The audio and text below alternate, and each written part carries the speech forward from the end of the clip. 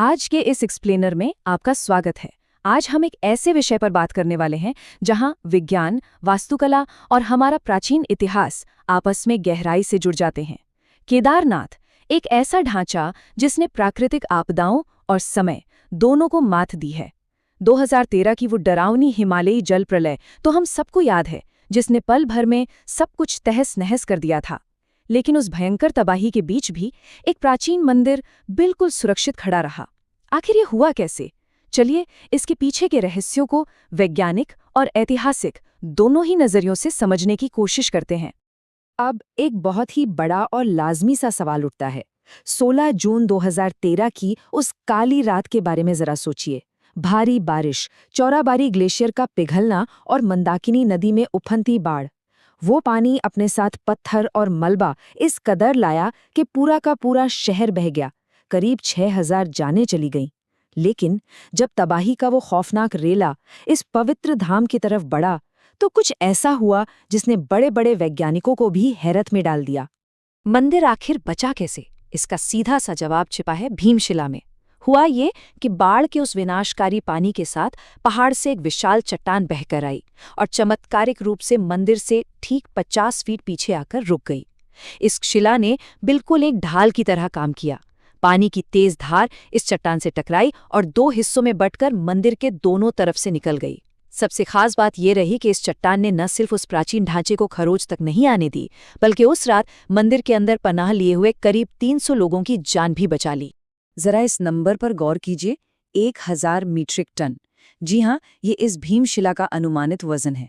ये कोई आम पत्थर नहीं है, बल्कि करीब 20 से 25 फीट लंबी और 10 से 15 फीट चौड़ी एक विशालकाय चट्टान है। वैज्ञानिक भी इस बात से हैरान है कि इतनी भारी चट्टान पहाड़ से खिसक कर आई और बिल्कुल सही समय पर एकदम सटीक जगह पर आकर कैसे रुक गई। अगर ये सीधा मंदिर से टकरा जाती तो शायद वो ढांचा ताश के पत्तों की तरह ढह जाता। ये घटना आज भी सोचने पर मजबूर कर देती है। चलिए अब इसके निर्माण के विज्ञान को थोड़ा समझते हैं। आज के समय में हम किसी भी इमारत को मजबूत बनाने के लिए पूरी तरह से सीमेंट और गारे पर निर्भर होते हैं, है ना? लेकिन प्राचीन केदारनाथ मंदिर इंटरलॉकिंग तकनीक का एक बेजोड़ नमूना है। हजारों साल पहले उन भारतीय कारीगरों ने विशाल पत्थरों को कुछ इस तरह से तराशा कि वो बिना किसी सीमेंट या बाइंडिंग एजेंट के आपस में एकदम लॉक हो गए, बिल्कुल एक बड़ी सी पजल की तरह। और सच कहूं तो यही वो प्राचीन तकनीक है जिसने इस मंदिर को भयंकर भूकंपों और 2013 जैसी जल प्रलय में भी मजबूती से खड़ा रखा।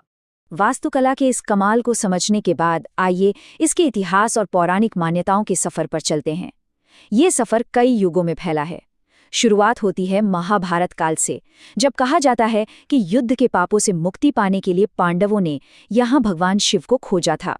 इसके बाद 8वीं शताब्दी आती है, जब आदि शंकराचार्य ने इस साइट का पुनर्निर्माण करवाया और यहीं मोक्ष प्राप्त किया। उनकी समाधि आज भी मंदिर के ठीक पीछे है।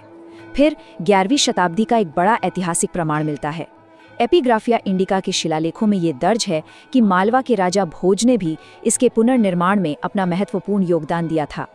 पांडवों की उसी कहानी से एक और बहुत ही दिलचस्प मान्यता जुड़ी हुई है, पंच केदार की मान्यता।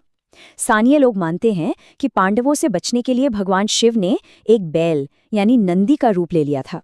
जब उन्हें पकड़ने की कोशिश हुई तो वो धरती में समाने लगे। कहते हैं कि उनके शरीर के अलग अलग हिस्से 5 अलग अलग जगहों पर प्रकट हुए। केदारनाथ में उनका पीठ वाला हिस्सा या कुबड़ प्रकट हुआ और बाकी हिस्से वो तुंगनाथ, रुद्रनाथ, मदमहेश्वर और कल्पेश्वर में प्रकट हुए। वैसे सिर्फ महाभारत ही नहीं, प्राचीन ग्रंथों जैसे कि शिव पुराण में एक और कथा मिलती है। इसके अनुसार इस जगह का इतिहास भगवान विष्णु के अवतार नर और नारायण ऋषि की कठोर तपस्या से जुड़ा है, जिन्होंने यहाँ एक ज्योतिर्लिंग की पूजा की थी। ये कथा इस बात का एक बहुत ही सुंदर प्रतीक है कि कैसे हिमालय की इन गहराइयों में शिव और विष्णु की आस्था एक दूसरे के साथ पूरी तरह से गुंथी हुई है। इतिहास और मान्यताओं से निकलकर अब वापस विज्ञान की दुनिया में आते हैं। स्क्रीन पर दिख रहे इस नंबर को देखिए, 400 साल। ये कोई छोटी मोटी बात नहीं है। 13वीं से 17वीं शताब्दी के बीच एक ऐसा समय आया था जिसे लिटिल आइस एज या छोटा हिमयुग कहा जाता है। उस दौरान ये पूरा का पूरा मंदिर 400 सालों तक, जी हाँ 4 सदियों तक ग्लेशियर की एक बेहद मोटी बर्फ की परत के नीचे पूरी तरह से दबा हुआ था। और ये कोई हवाई बात नहीं है। Wadia institute of Himalayan geology के वैज्ञानिकों ने पत्थरों की ल्यूमिनस डेटिंग से इस बात को बाकायदा साबित किया है। लेकिन इसमें सबसे हैरान करने वाली बात क्या है? ग्लेशियर का वो भयानक दबाव जो किसी भी चीज को कुचल सकता है, उसके बावजूद मंदिर की संरचना को कोई गंभीर नुकसान नहीं पहुंचा। जरा सोचिए, उन प्राचीन कारीगरों की वो इंटरलॉकिंग तकनीक ग्लेशियर के उस विशालकाय वजन के खिलाफ भी डटकर खड़ी रही। कमाल है ना? मंदिर की बनावट के रहस्यों को तो हमने जान लिया, लेकिन अब भूगोल से जुड़ा एक ऐसा रहस्य देखते हैं जो सच में किसी का भी दिमाग घुमा सकता है। उत्तर में स्थित केदारनाथ और एकदम दक्षिण में स्थित रामेश्वरम, इन दोनों के बीच की दूरी है 2383 किलोमीटर। पर क्या ये महज एक इत्तेफाक है कि ये दोनों बिल्कुल एक ही देशांतर रेखा यानी 79 डिग्री ईस्ट लॉन्गिट्यूड पर आते हैं? हजारों साल पहले, जब कोई आधुनिक जीपीएस तकनीक थी ही नहीं, तब आखिर ये कैसे मुमकिन हुआ? और बात सिर्फ केदारनाथ और रामेश्वरम की नहीं है, ये रहस्य और भी गहरा है। इस 79 डिग्री देशांतर रेखा पर 5 और प्राचीन शिव मंदिर स्थित हैं। दक्षिण के ये मंदिर सृष्टि के मूलभूत तत्वों का प्रतिनिधित्व करते हैं: जल, वायु, अग्नि, आकाश और धरती। अब खुद सोचिए, 1500 से 2000 साल पहले बनाए गए ये सारे मंदिर, जो भारत के अलग अलग राज्यों में फैले हुए हैं, वो सभी एक ही सीधी रेखा में कैसे स्थापित किए गए? महर्षि पाणिनि संस्कृत विश्वविद्यालय के प्रोफेसर डॉक्टर उपेंद्र भार्गव की ये बात इस पूरे रहस्य को एक बहुत ही सटीक नजरिया देती है। वो कहते हैं कि भले ही इन मंदिरों की स्थापना अलग अलग समय पर हुई हो, लेकिन इन्हें बनाते वक्त अक्षांश और देशांतर के गणित और प्राचीन वास्तु सिद्धांतों का बहुत ही कड़ाई से पालन किया गया। ये प्राचीन भारत के भौगोलिक और वास्तुकला ज्ञान की गहराई का एक जीता जागता और अविश्वसनीय सबूत है। चलिए अब विज्ञान और भूगोल से थोड़ा हटकर यहाँ की एक बेहद शांत और रहस्यमयी परंपरा की बात करते हैं। सर्दियों में जब भारी बर्फबारी के कारण यहाँ पहुँचना नामुमकिन हो जाता है, तो मंदिर के कपाट 6 महीने के लिए बंद कर दिए जाते हैं।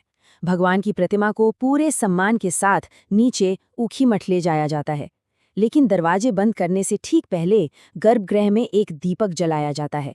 और मान्यताओं के अनुसार जब पूरे 6 महीने बाद कपाट दोबारा खुलते हैं, तो वो दीपक बिल्कुल वैसे ही निरंतर जलता हुआ मिलता है। इस मंदिर में एक और बहुत ही खास सांस्कृतिक जुड़ाव देखने को मिलता है। हिमालय की इतनी ऊंचाइयों पर स्थित होने के बावजूद सदियों से यहाँ के मुख्य अनुष्ठान कर्नाटक के वीराशैव जंगम समुदाय के पुजारियों द्वारा किए जाते हैं। इन्हें रावल कहा जाता है। और आपको जानकर हैरानी होगी कि आज भी केदारनाथ मंदिर में होने वाले ये सभी प्रमुख अनुष्ठान कन्नड़ भाषा में ही संपन्न किए जाते हैं। उत्तर और दक्षिण भारत की संस्कृति का ये क्या ही शानदार संगम है। और अब हम इस एक्सप्लेनर के बिल्कुल आखिरी पड़ाव पर हैं, जहां एक बहुत ही पुरानी भविष्यवाणी हमारा इंतजार कर रही है। प्राचीन पुराणों में ये कहा गया है कि भविष्य में एक वक्त ऐसा आएगा जब नर और नारायण पर्वत आपस में मिल जाएंगे, और जब ऐसा होगा तो केदारनाथ धाम का ये मार्ग हमेशा हमेशा के लिए बंद हो जाएगा। कहा जाता है कि तब भविष्य बद्री और भविष्य केदार के रूप में नए तीर्थ सामने आएंगे। ये बात सच में सोचने पर मजबूर करती है कि जो ढांचा सदियों से हर बाढ़, हर बर्फीले तूफान और समय की मार को झेलते हुए सीना ताने खड़ा है, क्या वो भी कभी प्रकृति के इस चक्र में समा जाएगा? ये वास्तुकला का चमत्कार हमेशा के लिए हमारे इतिहास का एक खूबसूरत रहस्य बना रहेगा। इस एक्सप्लेनर में हमारे साथ जुड़ने के लिए आपका बहुत बहुत धन्यवाद।